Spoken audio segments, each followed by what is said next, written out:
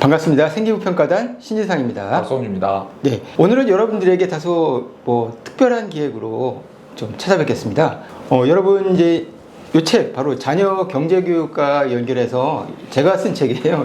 부자의 서재에는 반드시 인문학 책이 놓여 있다는 책인데, 이것과 관련해서 이 책 내용을 어떻게 하면 자녀 경제교육에 쓸 수 있는지 이렇게 활용하는 방법. 특히 자녀 경제교육은 이제 굉장히 사실 중요한데, 왜냐하면 이제 미국의 부자들은, 특히 유대인들은 어렸을 때 밥상머리 경제교육을 한다고 하잖아요. 그래서 얼마 종잣돈을 주고 주식을 사봐라. 그래서 주식 산 다음에 일주일 단위로 보고를 이런다고 한다고 해요. 근데 우리는 이 책에도 적혀 있는데, 우리나라 부자들 중에 상당수는, 그렇지 않은 부자들도 있습니다. 네, 부자들 중에 상당수는 이제 가장 많이 하는 말이 그런 말이래요.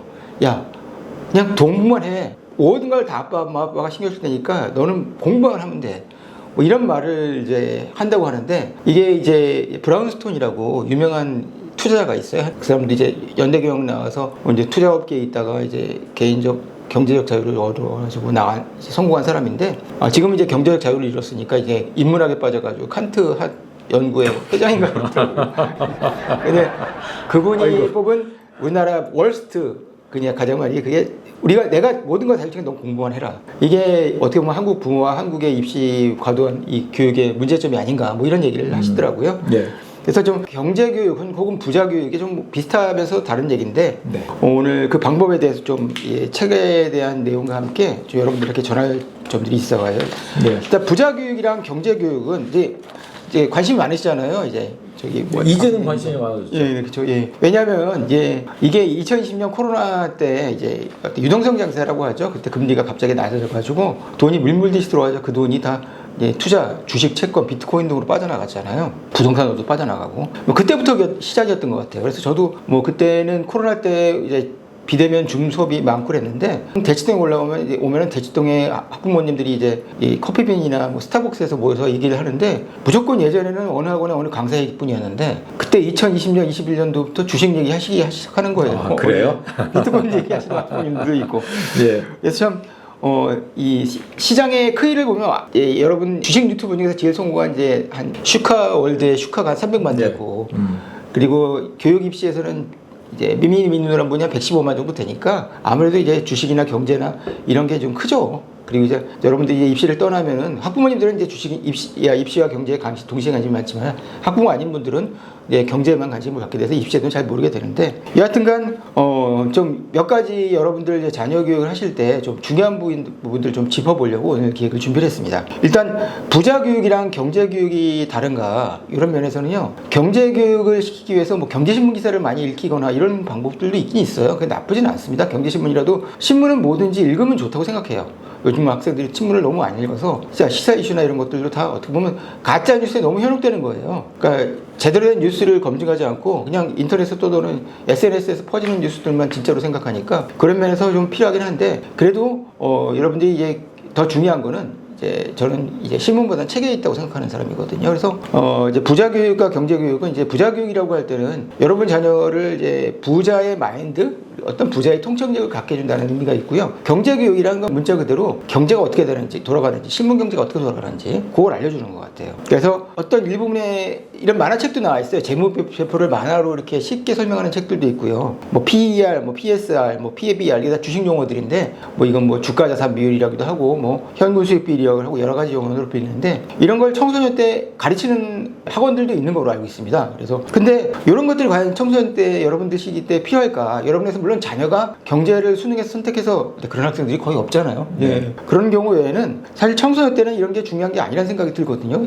물론 여러분, 제가 이제 상담하다 보면요, 가끔 서울대 경영학과 그리고 서울대 산업공학과 가는 학생들이 이렇게 실제 모의 주식 투자 대회도 하고 그래요. 그런 것들에서 기업 어떤 주식 용어들, PER 이런 것들 쓰는 얘기들이 나오는데, 그런 게 아니라면 이런 것들보다는 여러분, 그쵸, 조금 더, 그리고 어쩌면 이 생기부를 부탁해서 많이 강조하고 있는 게 의대니까, 의대 입시는 또 인문학이 중요하잖아요. 그래서 중고등학교 시기에 좀 인문학 그런 좀 이제 소양을 좀 키우시는 게 중요합니다. 그래서 부자들의 모임에서 제가 이제 이 책에도 나와 있는데 인문학 강사들이 좀 인기죠. 부자들의 모임에 뭐 주식으로 300억 벌었다, 500억 벌었다 이런 부자들을 불러오겠습니까? 그분 사람들이 이미 몇천억대 부자들인데 그래서 그때 모이는 강사들이 세계사를 주로 강의를 많이 하더라고요. 제 아는 후배도 이제 세계사 관련된 책을 쓰면서 이제 부자들이 모임에서 이제 강연을 하고 그렇게 해서 유명해진 그런 강사가 있는데 그래서 인문학이 부자들 사이에서 인기를 끌고 그리고 신세계 그룹 같은 경우가 대표적으로 이제 인문학의 서재 이 시리즈를 출간을 시작을 했어요. 그래서 신세계 같은 그러니까 물론 출판사는 다른 출판사지만 이제 기획하는 사람은 신세계입니다. 그렇게 대기업들이 굉장히 인문학을 강조하는 편이고요. 그리고 테슬라나 엔비디아 지난번에 한번 테슬라 궁금하시다고 했잖아요. 예. 그래서 저는 테슬라, 엔비디아 CEO들을 저도 활발하게 서학개미 미국 주식에 투자하는 사람인데 제가 가장 중요하게 여기는 지표는 실적이 아니라요. CEO의 마인드입니다. 그래서 좀 뭐랄까 CEO의 어떤 꿈의 크기와 그리고 저는 그게 제일 중요하다고 생각해요. 대중을 선동할 수 있을 때 써먹을 수 있는 수사적인 기술, 수사학적인 기술 있잖아요. 레토릭이라고 할 수 있는데 그 기술들이 보면은 그게 다 어떻게 보면 문학적 기반 그리고 인문학적 기반인 거죠. 테슬라, 엔비디아 CEO들이 인문학을 강조하는 이유는 그래서 이분들이 쉽게 말하면 대중과 소통하고 어떻게 보면 테슬라, 엔비디아 CEO는 본인이 어떻게 기업의 홍보 책임자 역할도 같이 하고 있는 거잖아요. 그래서 대중에게 어떻게 다가가면 좋은지에 대해서 잘 알고 있고 그런 마음을 읽기 위해서 여러 가지 책들을 읽는 것을 알고 있습니다. 그래서 저는 이런 생각을 해요. 일단 삼성의 이병철 회장이 했던 말, 이병철 회장의 두 손자가 동시에 68년도 87학번생이고 87학번으로 서울대, 이재용 회장은 동양사학과, 그리고 정용진 부회장은 서양사학과를 들어갔잖아요. 근데 그게 강력하게 이병철 회장의 뜻이었다고 해요. 일단 사학부터 공부를 하고 그리고 나서 역사를 공부한 다음에 자연과학, 공학 이런 쪽으로 확장을 시켜라. 그런 어떤 지시사항이 있었다고 합니다.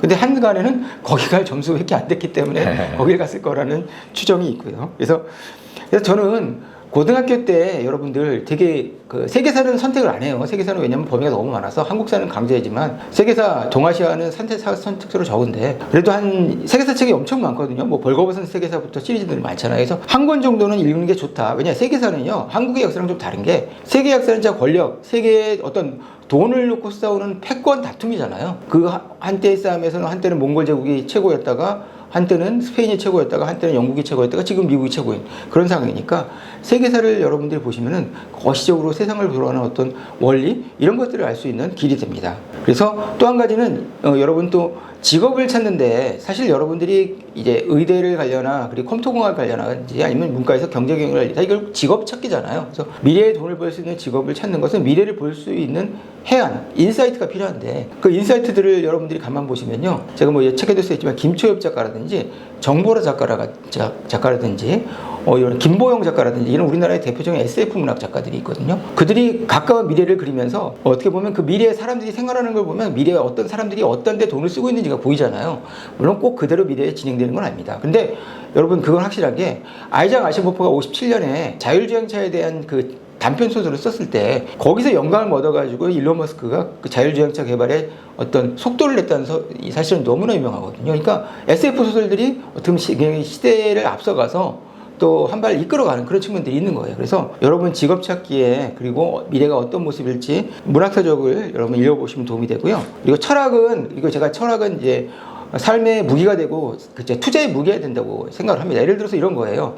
저는 이제 아리스토텔레스의 철학을 좋아하는데 아리스토텔레스 철학이 중용이잖아요. 그렇죠? 예. 근데 이 중용이 이제 우리 공자님이 말씀하신 중용과는 조금 다릅니다만은 여하튼간 중용의 얘기는 굉장히 중요하거든요. 그래서 지금 같은 시점에서 예를 들어 가지고 저희 딸이 이런 얘기를 하는 거예요. 저희 딸이 불과 한 2달 전쯤이었죠. 엔비디아가 이제 액면 분할하고 10분의 1로 141달러가 됐어요. 그래서 최고가가 했는데 저희 딸이 딱 한마디 하는 거예요. 아빠, 엔비디아 팔 때쯤 되지 않았어? 그러니까 저는 그런 얘기를 무슨 소리야. 10배 올라갈 테니까 그러니까 200달러 넘어갈 때까지 좀 기다리자라고 했는데 갑자기 이제 7월 달부터 폭락장이 오더니 얼마 전에 90달러까지 떨어졌다가 요즘 다시 또 올라서 100달러까지 올라가는데 이런 참 보면 이제 소위 말하는 안배하고 분산을 하는 거 진짜 중용할 때는 ETF잖아요. 그래서 그렇게 ETF하고 그렇게 네, 그렇죠. ETF랑 아리스토텔레스를 연결시키고.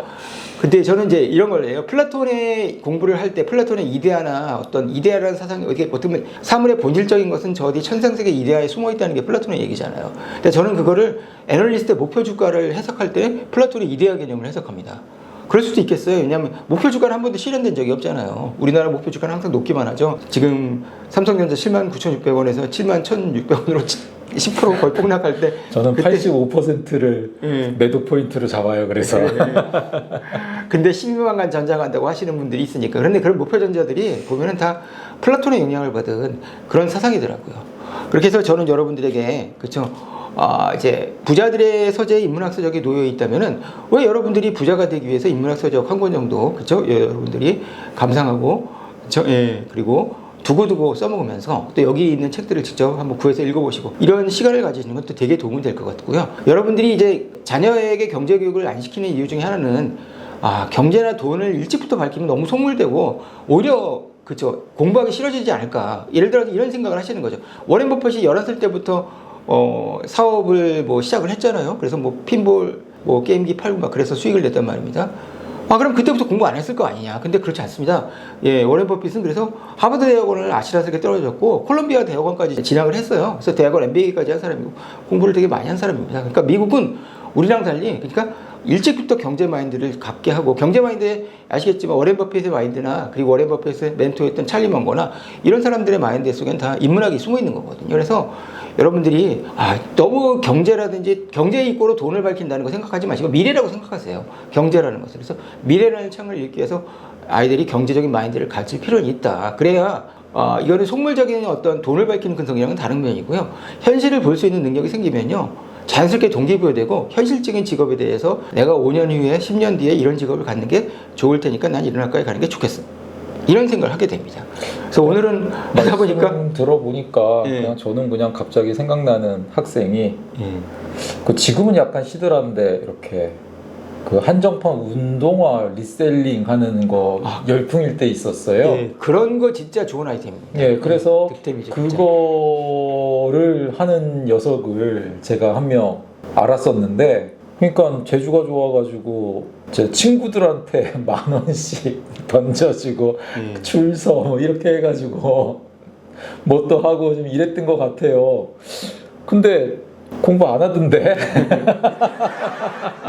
그러니까 참 물론 여러분 평균적으로 수능 성적이 좋을수록 여러분 자녀가 미래에 돈을 많이 벌고 성공적인 안정적인 직업을 가질 수는 맞지만 그건 어디까지 평균의 법칙입니다. 그리고 여러분이 이제 수능 공부에 특히 학생부 종합 전형은 세상을 알아야 되고 현실이 즉각 생기부에 반영이 돼야 되잖아요. 그래서 가능하면 여러분이 문과생이든 이과생이든 의대생이든 공대생이든 어느 쪽을 희망하든 어떤 세계사와 관련된 책 한 권 정도 그리고 경제와 관련된 경제를 좀 인문학적으로 풀어가는 책 한 권 정도는 한번 고등학교 3년식이 한번 읽어보는 것도 좋을 것 같아요. 이상으로 오늘 막간 외전을 마치겠습니다. 감사합니다.